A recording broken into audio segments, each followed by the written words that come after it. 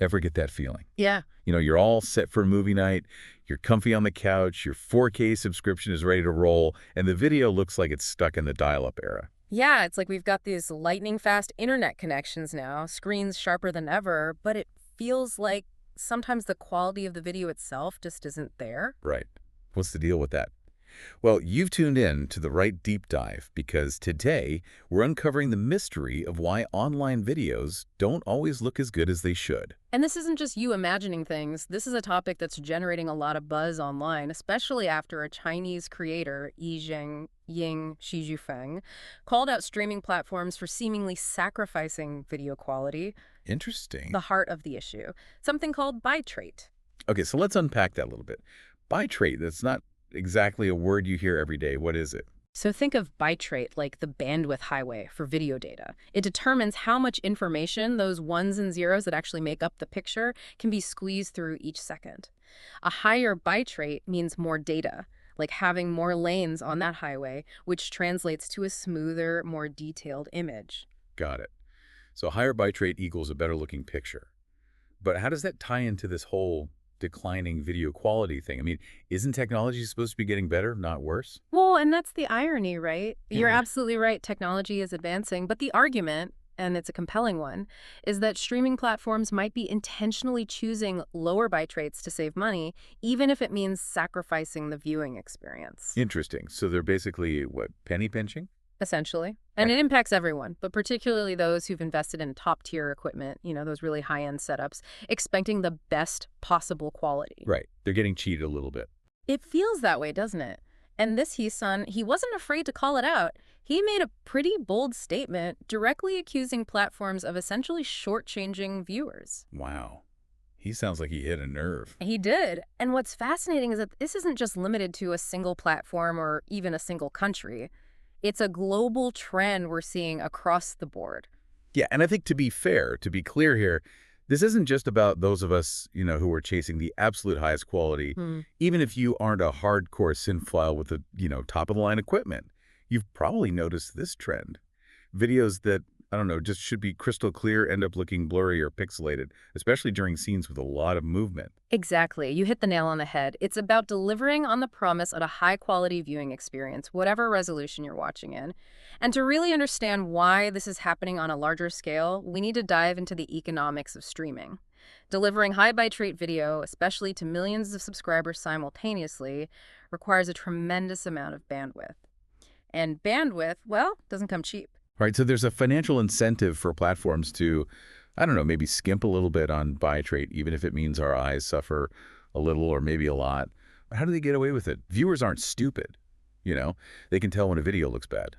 That's a great question. And it leads us to the fascinating world of video compression technology and how it's both helping and hindering this situation. Okay. It's a bit of a technological tug of war, and that's what we'll unpack next. So we've got this bandwidth balancing act going on, but at the same time, we keep hearing about all these advancements in video compression, right? Right. I'm talking about like H.264, H.265, even AV1. Yeah. It seems like we should be living in a golden age of streaming quality, right? You've hit on a really crucial point. Those codecs are like the secret sauce of video streaming. They're incredibly sophisticated algorithms that are designed to shrink those massive video files down to a manageable size without ideally turning your movie night into a pixelated nightmare. Okay, so how do they work their magic? I mean, am I picturing like digital elves carefully removing every other pixel to save space? Yeah. How does this work? Well, it's a bit more complex than that. Imagine like a digital jigsaw puzzle. These codecs analyze each frame of video, breaking it down into smaller chunks. And they're looking for patterns, redundancies, areas where they can get away with storing less information without the viewer noticing too much of a difference. So they're like those, what are those things called? Those packing cubes people use for luggage? Yeah, You're like finding clever ways to fit more stuff into the same space. precisely. And just like with those packing cubes, some codecs are better at cramming things in than others. Older codecs like H.264, those are like your standard suitcase. They get the job done, but they're not the most efficient. Yeah. Newer codecs like H.265, also called HEVC and AV1, those are like those fancy compression bags. They can squeeze way more data into the same amount of space, meaning higher quality at lower file sizes. So why aren't platforms using these super efficient codecs for everything? It seems like a no-brainer if they can deliver better quality with less bandwidth. Well, there's a catch, and it's a big one. These newer codecs, while amazing, they require a lot more processing power to work their magic. Think of it like this. Decoding H.264 is like driving a compact car. It's manageable for most vehicles on the road. Decoding HEVC, or AV1 on the other hand, is like trying to handle a high-performance sports car. You need a powerful engine, a responsive transmission, the whole package. So older devices, maybe, like, I don't know, that streaming stick I've had since 2020, that might not have the horsepower to handle these newer codecs. You got it. And platforms know this.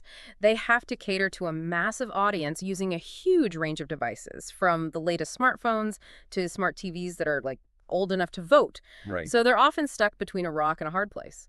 Use the newest codecs and potentially leave some viewers in the dust, or stick with older, less efficient codecs to ensure smoother playback for everyone. So it's kind of a lose-lose almost. In a way. Okay, so that explains why they might not be using the absolute cutting edge all the time. But what about this, like, dynamic optimization thing? I feel like I've heard whispers about that. It sounds kind of sneaky.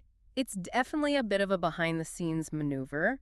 Some platforms, they use algorithms to constantly monitor your connection speed, your device capabilities, even the popularity of the video you're watching.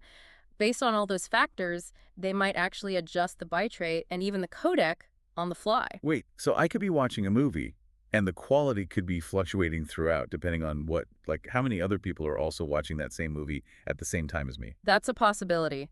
If the platform detects network congestion, like during peak viewing hours, they might temporarily lower the bitrate of your stream to prevent buffering or stuttering. Or if you're watching on like a brand new phone with a blazing fast connection, they might give you a higher bitrate, higher quality version because they know your device can handle it. Wow. So it really is kind of like a constantly shifting landscape. It is. It's like we're not really in control of the quality we're getting even when we're, the ones paying for it. Right. Which brings us back to Han and this whole controversy that, kind of kicked off this conversation. Yeah, his video, shining a light on all these practices, it ended up being taken down. Taken down. Yeah. Well, that just adds fuel to the fire, doesn't it? I mean, that makes it seem like trying to hide something. Yeah. The removal of the video, regardless of the reason why, it definitely sparked even more debate, raised questions about transparency, about like who really has the power in this whole relationship between viewers and creators and these platforms. Yeah, and for creators, especially those who are, I don't know, pouring their heart and soul, not to mention their budgets, into making this, visually stunning content, it's going to be frustrating. Oh, yeah. Knowing that what viewers are seeing might not be a true representation of all that work. It's a tough position for creators to be in because they rely on these platforms to reach their audience. But at the same time, biting the hand that feeds you can have consequences. Right. It's a delicate dance. It is. So where do we go from here?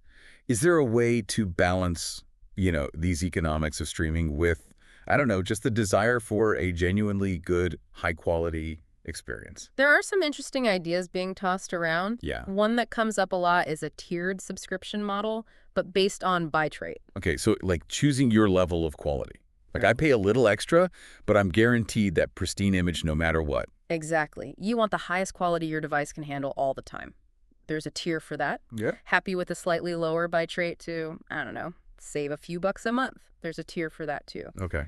It gives viewers more control, more transparency. Right. And maybe even more importantly, it gives, the creators a fair shake, knowing that if someone is paying for that top tier experience, they're seeing the work as it was meant to be seen. Exactly. It's like a potential win-win, right?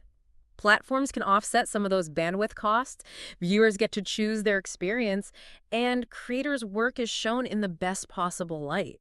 Yeah, it feels like this conversation is just getting started, but I think, the big takeaway here, for you, our savvy listener, now that you're in the know, you're armed with this knowledge. Right.